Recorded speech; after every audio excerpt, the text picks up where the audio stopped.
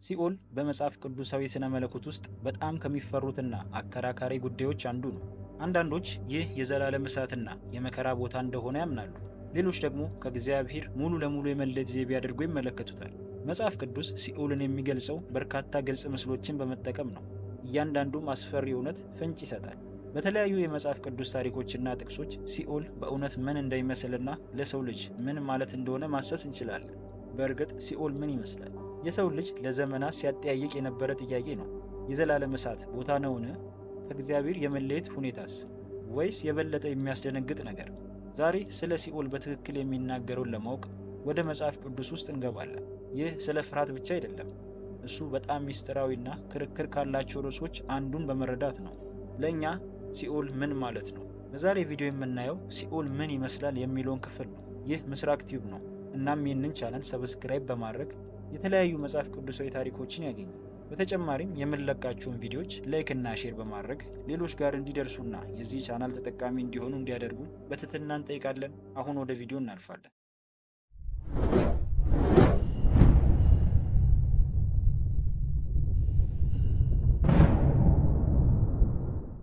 ሲኦል በመጽሐፍ ቅዱስ ውስጥ በጣም ከሚያከራክሩና ከሚፈሩ ጽንሰ ሐሳቦች አንዱ ነው። እንደ የዘላለም ቅጣት ቦታ የተገለጸው ለኃጢአትና በእግዚአብሔር ላይ ለማመፅ የመጨረሻ መዘዝ ሆኖ ያገለግላል። መጽሐፍ ቅዱስ እሳትን፣ ጨለማንና ስቃይን ጨምሮ ገሃነምን ለማመልከት ግልጽ ምስሎችን ይጠቀማል። በማቴዎስ ወንጌል ምዕራፍ 25 ከቁጥር 46 ላይ ኢየሱስ ስለ ሲኦል ክፉዎች የዘላለም ቅጣት የሚጠብቃቸው ስፍራ እንደሆነ ተናግሯል። ይህም ለጻድቃን ከተሰጠው የዘላለም ሕይወት ጋር በማነጻጸር ነው። ግን ሲኦል ምን ይመስላል? ሲኦልን ለመረዳት ተፈጥሮን፣ ዓላማውንና እዚያ የሚደርሱትን ሰዎች ዕጣ ፈንታ የሚገልጹትን መጽሐፍ ቅዱሳዊ ጽሑፎች መመርመር አለብን። በመጽሐፍ ቅዱስ ውስጥ በጣም ከተለመዱት የሲኦል መገለጫዎች አንዱ የእቶን እሳት ነው። በማቴዎስ ወንጌል ምዕራፍ 13 ከቁጥር 42 ላይ ኢየሱስ ወደሚነድ እሳት ይጥሏቸዋል፣ በዚያም ልቅሶና ጥርስ ማፋጨት ይሆናል። ይህ የእሳት ምስል ሁለቱንም ጥፋትና ስቃይን ያመለክታል። በራእይ ምዕራፍ 20 ቁጥር 15 በተጨማሪም ሲኦልን ዲያብሎስ፣ አውሬውና ሐሰተኛው ነቢያት የሚጣሉበት የእሳት ባህር እንደሆነ ይገልጻል። የገሃነም እሳት አካላዊ ብቻ ሳይሆን መንፈሳዊም ነው። የእግዚአብሔርን በኃጢአት ላይ ያለውን ቁጣ የሚወክል ነው። በማርቆስ ወንጌል ምዕራፍ 9 ከቁጥር 43 ላይ እሳቱ የማይጠፋበት ማለቂያ የሌለው የመከራ ቦታ ነው ይለናል። እሳት ትልቅ ቦታ የሚሰጠው ምስል ቢሆንም መጽሐፍ ቅዱስ ሲኦልን በውጭ ጨለማ ውስጥ ያለ ቦታ አድርጎ ይገልጸዋል። በማቴዎስ ወንጌል ምዕራፍ 8 ከቁጥር 12 ላይ ኢየሱስ ልቅሶና ጥርስ ማፋጨት ወዳለበት ወደ ውጫዊ ጨለማ ስለሚጣሉት ተናግሯል። ይህ ጨለማ የብርሃንና የሕይወት ሁሉ ምንጭ ከሆነው ከእግዚአብሔር መለየትን ያመለክታል። ሲኦል የሥጋ ስቃይ ብቻ ሳይሆን የመንፈስ ጥፋትም ነው። ተስፋ፣ ፍቅር እና ሰላም የሌለበት ግዛት ነው። ነፍስ የዘላለምን ከእግዚአብሔር የመለየትን ሙሉ ክብደት የምትለማመድበት።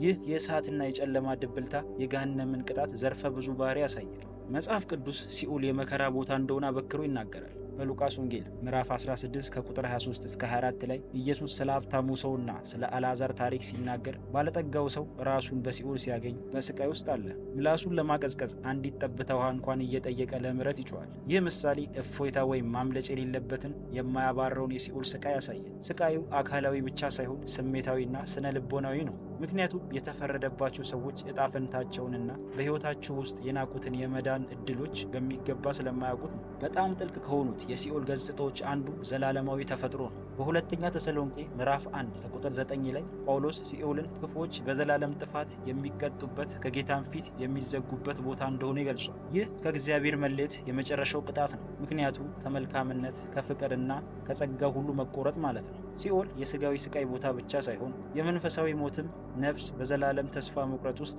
ያለችበት ነው። ሲኦል ቋሚ መድረሻ እንደሆነ መጽሐፍ ቅዱስ በግልጽ ይናገራል። በማቴዎስ ወንጌል ምዕራፍ 25 ከቁጥር 46 ላይ ኢየሱስ የጻድቃንን የዘላለም ሕይወት ከክፉዎች ዘላለማዊ ቅጣት ጋር አነጻጽሯል። አንድ ሰው ሲኦል ከገባ በኋላ ሁለተኛ ዕድል ወይም ማምለጫ የለም። በራእይ ምዕራፍ 20 ከቁጥር 14 ላይ ሲኦልን ሁለተኛው ሞት በማለት ይገልጸዋል። የመጨረሻና የማይቀለበስ ሁኔታ። ይህ ዘላቂነት የኃጢአትን ከባድነትና በሕይወት ዘመን እግዚአብሔርን የመምረጥ አስፈላጊነትን ያሳያል። ሲኦል ጊዜያዊ ቅጣት ሳይሆን የእግዚአብሔርን የድነት አቅርቦት ላልተቀበሉ ሰዎች ዘላለማዊ እውነታ ነው። ሲኦል ብዙ ጊዜ እንደ የቅጣት ቦታ ቢታይም የመለኮታዊ ፍትህ ቦታም ነው። በሮሜ ምዕራፍ 2 ከቁጥር 5 እስከ 6 ጳውሎስ የእግዚአብሔር ፍርድ በእውነት ላይ የተመሰረተ እንደሆነና ለእያንዳንዱ ሰው እንደ ሥራው መጠን ይከፈሏል በማለት ጽፏል። ሲኦል የዘፈቀደ ወይም ጨካኝ አይደለም።